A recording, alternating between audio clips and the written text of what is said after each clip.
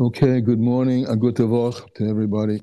We're starting the 18th of the month of Cheshbon with today's Ayom Yom, which tells us virtually nothing except one important point. But here's what it says.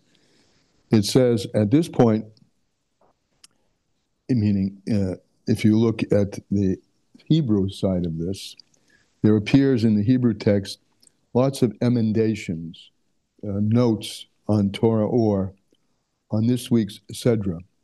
And this week's Sedra then and now is Parshas Chaya Sarah, right? And it ends by saying these notes over here are meaningful only in Hebrew. But one thing we can glean from this, we're talking about the death of a tzaddik, right?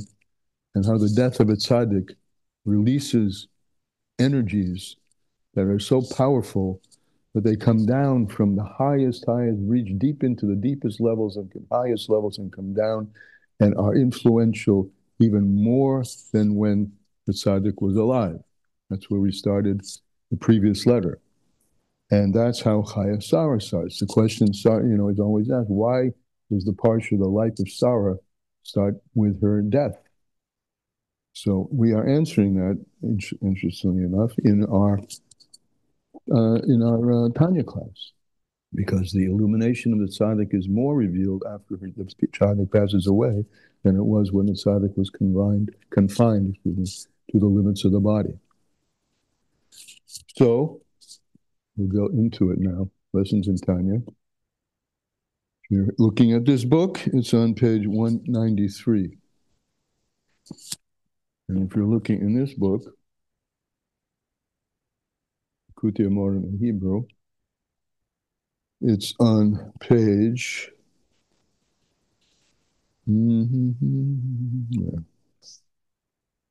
it's on page Kuf Mem Ches, big letters, Vehine. But before we start, let's just remind ourselves that this letter is really a continuation of the previous, the end of the previous, where he gave us this information from the Zohar that a tzaddik when a tzaddik is potter, free from the confines of the body, the tzaddik is more present in this world than he was when he or she was in the confines of the body. And we explained that what happens there is that the tzaddik's energy goes up and reaches into levels which are beyond the normal Seder of Histalshalos, higher than the beginning of Seder Histalshalos, which is Chokhmah, and reaches into hidden levels, which are called in the Hebrew, or the Aramaic that we had on Friday, Moiches Timor, the hidden levels of wisdom which are resident. This is Kabbalistic talk, the hidden levels of wisdom which are resident in Arich Anpin. Arich Anpin is the first level of the crown. So we have this, image that we're hopefully well familiar with of the personage of God, so to speak, in his anthropomorphic rendition with a crown on his head, and then Chokhmah bin Adas, etc. And the crown is emblematic of the level beyond the natural order, but which is infused into the natural order. That's what's called in the shorthand of Chassidus, the union of Soivev, all-encompassing, and Mamali. And this is what happens when the tzaddik passes away. The energy from down here below goes up, released from the body, and reaches into this place, so to speak, called Moichen Stimor da Arik Anpin, the hidden wisdoms, the hidden levels of Chokhmah, meaning the source of Chokhmah in the crown. And with that, we're continuing. The following is known. The Ava Yonik Mazel Hashmini. That Ava is Chokhmah, right? Bina is the mother. This Chokhmah, this right side of the brain, which in the language of Kabbalah and Chassidus is understood to be the Yud of the Shem Havaya, the little point, right, of the first letter, and that little hook on the Yud, which is above, is an indication of it drawing down from a hidden level above. And this is the level It's called Mazel Hashmini. This refers to, in the davening, we say the 13 attributes of mercy, the eighth of which is Neitzer Chesed, the root or the beginning of the formation of Chesed. Chesed comes down, but it's rooted in something higher. These are Hashem Rachum V'Chanun, Rachum V'Chanun, Erech HaPayim, V'Rav Chesed V'Emes, and Neitzer becomes the eighth. Okay, so that's an allusion to Mazel Hashmini. Oh, and I should say what's important about eighth. Eight is a higher. There are 7 midos, and the eighth points to something above. I often use something which I think I invented, but I've not seen it anywhere else, which is that in my mind, the number 8, if you turn it on the side, is the symbol for infinity. And 8 has that quality that it reaches above the natural order. Okay, so the patira, the release of the soul from the body reaches up there. And now just remember the context of this piece that we're talking about, this whole inyan that we've been just speaking about now is in the context of the Pora Aduma. The Pora Aduma comes from the outside. And the question that this piece of that this letter started with, why is the Pora Aduma mentioned in concert with or juxtaposed with the death of Miriam? And because Misa Mikaperes, because death atones, and death atones for the deepest, most intractable sins, which are the sins that have to do with the deepest levels of klippa. And there's a tuma, there's an impurity that comes with the mace, and the Pora Aduma is the one which, because it's coming from such a deep level, is able to obliterate the tuma of Gimel Klippas Atameus, the 3 unclean klippas, and not just the klippa noga. So that's coming from the eighth day, the place above the natural order of 7. And that's what we said. This is the tikkun this is the rectification. And this word noitzer, I'm just on the second line if you're looking inside, this word noitzer, which is the 8th word in the 13 attributes of mercy, is the same letters as Ratzon. It reaches to God's Ratzon. Ratzon is the place beyond Chokhmah. When you want something, you start to think about how to achieve it or get it. But the Ratzon is something built into the nature of a person. A person has a natural attraction toward this and a natural attraction toward that, and as a result wants this or that, and then begins to think about how to materialize or actualize this or that. Okay, so Noitza refers to Ratzon. Ratzon is the crown. The crown is higher than the natural order. And the Pora Aduma, in coming from the outside, is an indication that it takes the lowest, the deepest of the klippas and it turns them inside out. In the language that he used before, and I think he'll use it again, it rectifies all the fallen sparks from the world of Tohu, which preceded this world of Tikkun. In a nutshell, you could just say this, that death atones for something higher than the natural order. It takes the body out of its natural state, right? That is when it's tied to nature, and it releases it. And when released, the energies rise up higher and come down and have an effect down here, and an effect of bringing down Hashem's will to all the people who are connected to the Tzadik down here below. V'hugam came es ratzon. So this natural, we'll call it supernatural, meaning is out of the natural order, above the natural order, is also called es ratzon. We have times that you call es ratzon. This is a suitable time, or very fixed, very fortuitous time. And we call that in the language of Hebrew, in our avoida, eis ratzon, a time of will, meaning a time when there's a release of something higher than the natural order. Which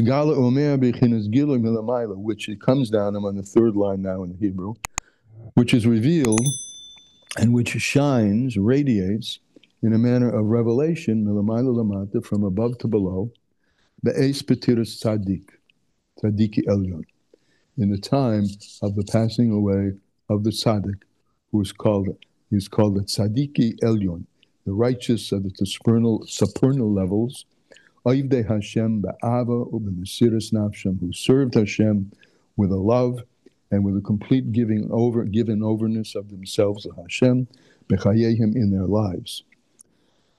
And they did this arvis v'shachris, every night and every day.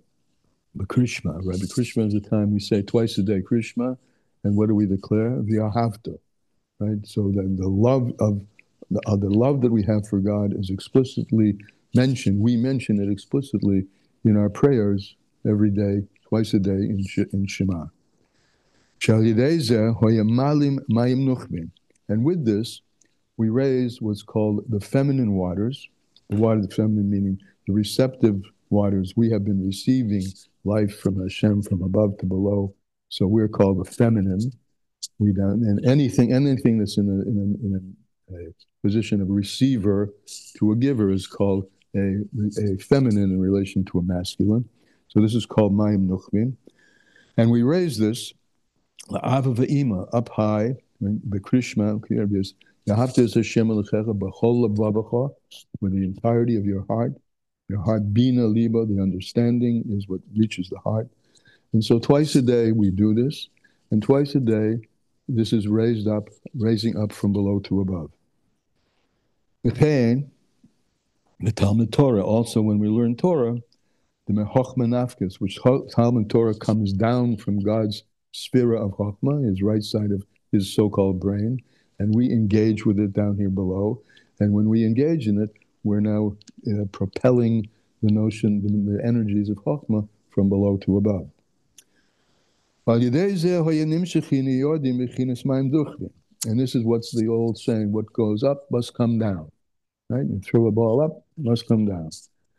You arouse Hashem's love down here below with your prayer and your Shema, and particularly your Shema, where you declare the love of God. That reaches up and touches God's love of us and provokes a flow from above to below from his love, which is attached to us. So the Mayim Nuchvin, the feminine waters from below, elicit the Mayim Duchrin, the masculine waters from above. Metikin v'neitzer chesed, from the, again, back to the 13 attributes of mercy, neitzer chesed la'avlofen, right? The 8th level, you go up beyond the natural order and you get a flow of kindness from above the natural order.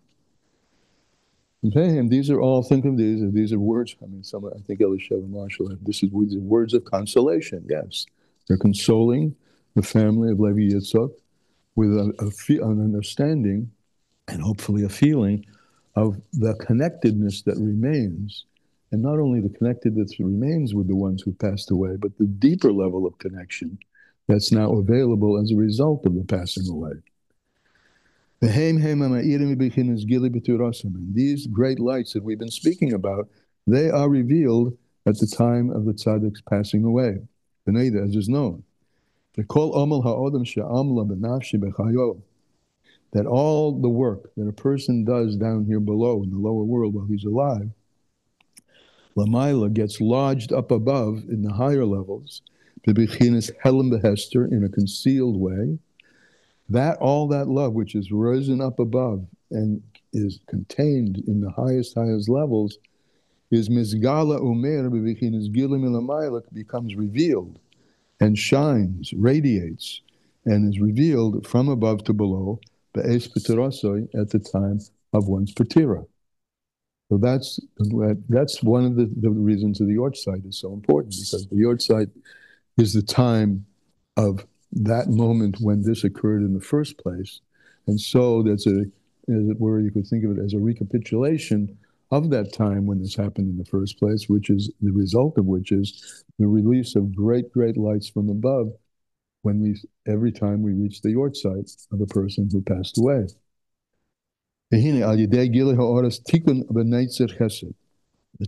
This is as a result of the revelation of that 8th Midah in the 13 attributes, the 13 Midas, Yud Gimel Midos, the 13 attributes of mercy, which is Neitzer Chesed, the Piterosan when he passed away. And as a result of that, Meir Chesed Hashem, Oilam ad Oilam, there shines down the Chesed, the kindness of Hashem in all the worlds, Al Yirav, on those who feared him, meaning who served Hashem with love and fear. Remember last time we said three things: love, fear, and emunah. We attach ourselves at the time of the Patira, and then annually at the time of the Yortzeit with the Tzadiks. And here we do rely a lot on, since everybody celebrates this, everyone who has someone who passes away celebrates the Yortzeit or marks the Yortzeit. We rely on Amach Kulam Tzadikim, what the Mishnah says, what it says in Pirkei Avos, that we all have this spark of Tzadik within us. So everyone who passes away, Jewish souls who pass away, reach to some extent this level, and on the Yortzeit, the flow comes down as it says. And it says the following. This is a pasuk in Tillim, Upel Yeshua's Bekerev Haaretz. The elevation of the tzaddik soul on his Yortzeit has the effect, poel, it has an effect of bringing down salvations into the midst of the earth. And this gives rise to a custom that in Lubavitch I know, but I don't know if it's in other places. Often when you go to a shiva, or you say that neshama should have an aliyah, and often we add this phrase, "Upoil Yeshua's bekeretz haaretz," and his elevation should affect salvations back down here on earth. Mechaber al ovin hador, and in not talking about the tzaddik per se, and particularly the tzaddik of the generations, the flow that comes down from the tzaddik after his patira is poil. It has an effect of removing, cleaning away all the iniquities of the generation. Even those which are from the worst kinds of iniquities, which come from the Gimel Klippas HaTameus, the three unclean klippas. And here we hark back to, and I think you'll mention it also, the difference between a normal korban, an animal that's brought inside on the altar, and the poraduma, which comes from the outside. The normal poraduma, korban chatos. What's a chatos? A chatos is a non-deliberate sin. And an example of which is, I violated Shabbos, but I forgot it was Shabbos. That's why I did it. I didn't decide to do an avera. Deciding to do an avera is called a zodon. That's you zodon. You did it with complete determination, almost, that you're going to do it. So and that's from the klippas, Gimel Klippas HaTameus, from the really unclean. And the poraduma, it comes from the outside, from way over into the realm of separation, and it heals the deepest separation, the separation that comes from Gimel Klippas HaTameus, Shalamatim and Noiga, which are lower than Klippas Noiga.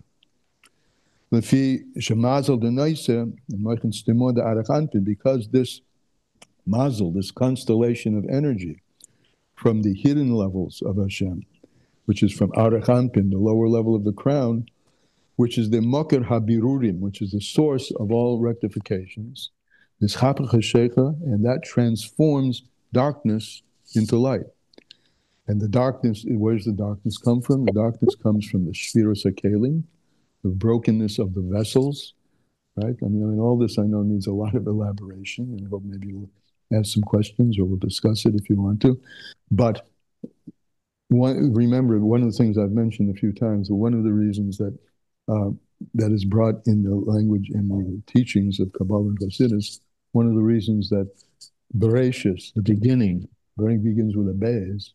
If you're going to talk about beginnings, why don't you start with an Aleph? An Aleph is the beginning.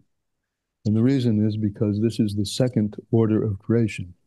The first order of creation was Olam HaToihu, a world which fell apart.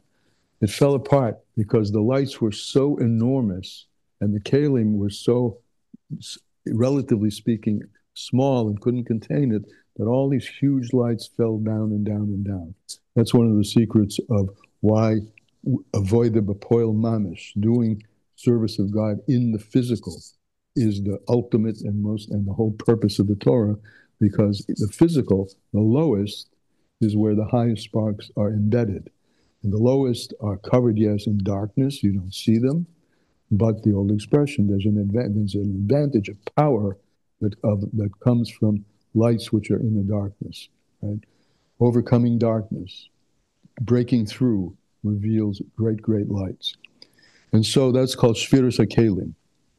And transforming those fallen sparks into revelations of the light from which they came is called revealing the Hora da Olam Hati. It's called revealing the light in this world. It's called, what's it called? Olam Hatikun.